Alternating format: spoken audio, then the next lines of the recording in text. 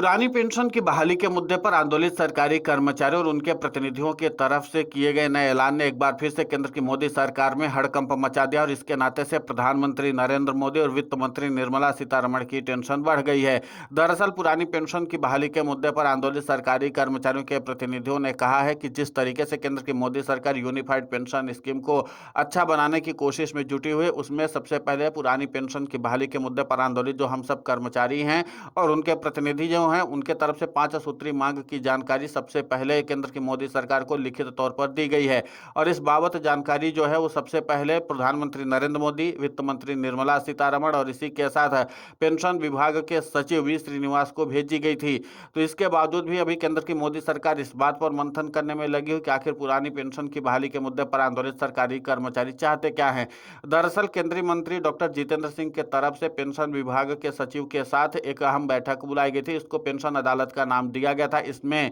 UPS और NPS में सुधार को लेकर के भी चर्चा की गई थी, जिसके बाद केंद्रीय मंत्री डॉक्टर जितेंद्र सिंह ने इस बात को स्वीकार किया था कि यूनिफाइड पेंशन स्कीम में कई सारी सुधार की जरूरत है और उसी सुधार को लेकर के उन्होंने कहा कि हम 2 हफ्ते में वो सुधार कर लेंगे। और इसके बारे में जानकारी देते हुए पेंशन विभाग के सचिव ने भी कहा था कि 2 हफ्ते के अंदर अंदर यूनिफाइड पेंशन स्कीम को लेकर के सरकारी कर्मचारी जो अपनी बात रखना चाहते हैं वो रख सकते हैं और अगर उनको लगता है कि सीधे तौर पर पत्राचार करके इस बारे में जानकारी नहीं दी जा सकती है तो हमारे कार्यालय आकर के भी विस्तृत जानकारी दे सकते हैं, हम उसको जरूर सुधार में शामिल करेंगे और इसके लिए हम केंद्रीय वित्त मंत्रालय से भी संपर्क करेंगे और उनसे भी सुझाव लेकर के इस पर अमल करेंगे। लेकिन पुरानी पेंशन की बहाली के मुद्दे पर आंदोलित सरकारी कर्मचारी और उनके प्रतिनिधियों ने भी साफ तौर पर इस बात का इशारा कर दिया है कि हमने तो यूनिफाइड पेंशन स्कीम में 5 सूत्री सुधार को लेकर के पहले से ही जानकारी दे रखी है। अब उसमें वो क्या क्या सुधार करना चाहते हैं वो सबसे पहले सरकारी कर्मचारियों को बता दें। इसके अलावा किन बातों को लेकर के उनको आपत्ति है यूनिफाइड पेंशन स्कीम में, जिस तरीके से सरकारी कर्मचारी वीआरएस को लेकर के भी सवाल उठा रहे हैं।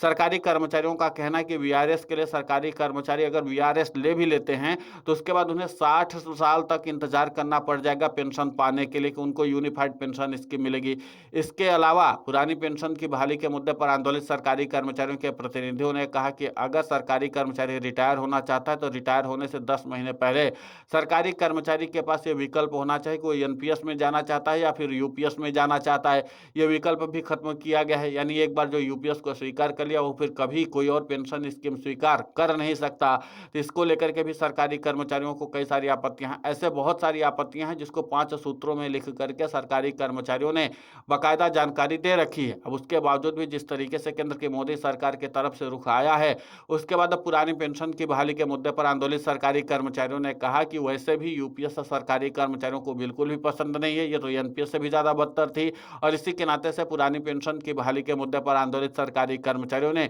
यूपीएस से दूरी बना रखी है। आपको बता दें कि 1 अप्रैल 2025 को यूनिफाइड पेंशन स्कीम लागू की गई थी, तब से अब तक में यूनिफाइड पेंशन स्कीम को स्वीकार करने के लिए सरकारी कर्मचारी तैयार ही नहीं हो रहे हैं और जो स्वीकार भी कर रहे हैं वो भी सरकार के दबाव में स्वीकार कर रहे हैं। खुद पुरानी पेंशन की बहाली के मुद्दे पर वो सरकारी कर्मचारी आंदोलित है, मुखर भी हैं, लेकिन उनके ऊपर सरकार का इतना दबाव था कि वो मजबूरन यूनिफाइड पेंशन स्कीम को स्वीकार करने और उसकी तारीफ करने के लिए मजबूर हुए थे। अब उन्होंने भी जब इस तरीके से भांडाफोड़ कर दिया तो जाहिर सी बात है कि केंद्र की मोदी सरकार बैकफुट पर आ चुकी है। यानी कुल मिलाकर के यह है कि पुरानी पेंशन की बहाली के मुद्दे पर आंदोलित सरकारी कर्मचारियों ने अपना सिनेरियो तैयार कर रखा है और उसके नाते से केंद्र की मोदी सरकार की मुश्किलें बढ़ने वाली हैं। वहीं केंद्रीय मंत्री डॉक्टर जितेंद्र सिंह ने कहा कि यूनिफाइड पेंशन स्कीम को लेकर के हम संवेदनशील है और इसको प्रचारित प्रसारित करेंगे और इसके फायदे को भी बताने की कोशिश करेंगे। हालांकि इसके पहले भी केंद्र की मोदी सरकार ने कई पुरानी पेंशन की बहाली के मुद्दे पर आंदोलित सरकारी कर्मचारियों के प्रतिनिधियों को प्रभावित करने की कोशिश की थी और उनके साथ सामंजस्य बनाने की भी कोशिश की थी,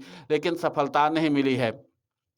पुरानी पेंशन की बहाली के मुद्दे पर आंदोलित सरकारी कर्मचारियों ने कहा कि अगर केंद्र की मोदी सरकार चाहती है कि पुरानी पेंशन की बहाली का आंदोलन खत्म हो तो सीधे तौर पर न तो यूपीएस पर बात करें न एनपीएस पर बात करें, सीधे सीधे सरकारी कर्मचारियों को ओपीएस दे दे और सरकारी कर्मचारी ओपीएस को ही स्वीकार कर लेंगे। इतना ही नहीं, एनएमओपीएस के राष्ट्रीय अध्यक्ष और अटेवा के प्रदेशाध्यक्ष भी इस बात को लेकर के भी काफी ज्यादा मुखर हैं कि अगर केंद्र की मोदी सरकार को लगता है कि उनकी यूपीएस और एनपीएस इतनी ज्यादा अच्छा है तो सीधे तौर पर सरकारी कर्मचारियों को एक और मौका केंद्र की मोदी मोदी सरकार की तरफ से दिया जाना चाहिए। तीनों पेंशन का विकल्प सरकारी कर्मचारियों को दे देना चाहिए और उसके बाद जो सरकारी कर्मचारी जिस पेंशन स्कीम को स्वीकार करना चाहते हैं, वे स्वीकार कर लेंगे। जिन सरकारी कर्मचारी को लगता है कि एनपीएस में उनको फायदा हो, एनपीएस में चले जाएँ, जिनको लगता है कि यूपीएस में उनको फायदा हो, यूपीएस में चले जाएँगे और जिनको लगता है कि पुरानी पेंशन योजना से ही उनका लाभ हो सकता है, तो पुरानी पेंशन योजना को स्वीकार कर लें। तो इस तरीके का भी विकल्प सरकारी कर्मचारी भी तैयार कर रहे हैं और उन्होंने सीधे तौर पर केंद्र की मोदी सरकार को इस विकल्प पर भी विचार करने के लिए कहा है।